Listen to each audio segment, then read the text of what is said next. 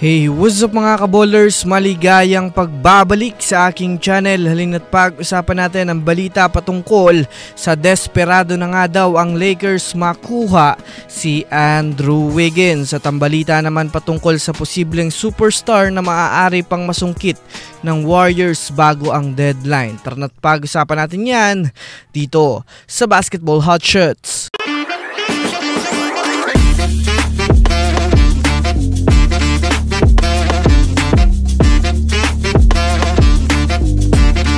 Una nga muna tayong dumako mga kaballers sa balita patungkol sa desperado na nga ang Lakers makuha si Andrew Wiggins.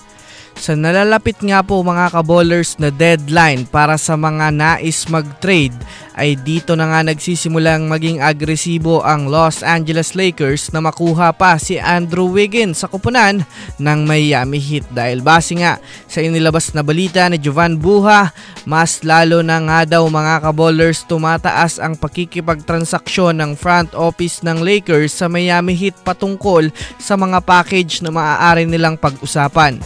Well, sa katunayan nga niyan, 2 buwan na nga pong sinusunggaban ng Lakers itong si Wiggins dahil na rin naman sa talento nito.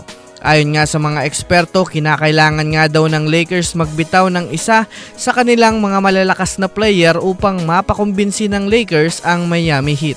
Kaya naman sa pinakabagong offer ngayon ng Lakers, isinali na nga po sa trade package ng Lakers sina Rui Hachimura, Dalton Knecht at Austin Reeves kapalit ni Andrew Wiggins. Kung susumadahin nga talaga natin mga kaballers, malaki rin naman nga talaga ang mapapala ng Lakers kay Wiggins lalo pat mayroon na nga silang solid na mga bagong manlalaro. Kaya talagang kaabang-abang rin nga po mga kaballers ang mga susunod na update patungkol dito. Samantala, pumunta naman tayo mga kaballers sa posibleng superstar na maaari pang masungkit ng Warriors bago ang deadline. Well, para nga po sa kaalaman ng lahat mga kaballers, siyam pala nga po ang mga official player ng Warriors na lehitimong nasa official 15 lineup roster. Kaya talagang nangangahulugan mga kaballers na sobrang kailangan pa nga talaga ng Warriors gumalaw upang magawa pa nilang mabigyan ng solid lineup ang kanilang team. Since tinanggihan nga ni Kuminga ang offer ng Warriors, sobrang taas pa ng chance na mababawasan pa nga ang kanilang lineup dahil dito. Base nga sa pinakabagong statement ng ESPN, makikiusap nga daw ngayon ang Warriors sa Kings na since restricted free agent nga itong si Kuminga, nasa Warriors pa rin nga po mga kaballers ang desisyon o may kakayahan na hingin ang kanilang ipapalit para makuha itong si Kuminga. Alam naman nga natin mga kaballers na ginagawa na ngang available ng Kings si Domantas Sabonis at Malik Monk dahil sa planong pagbuo nila ng magandang future na ito.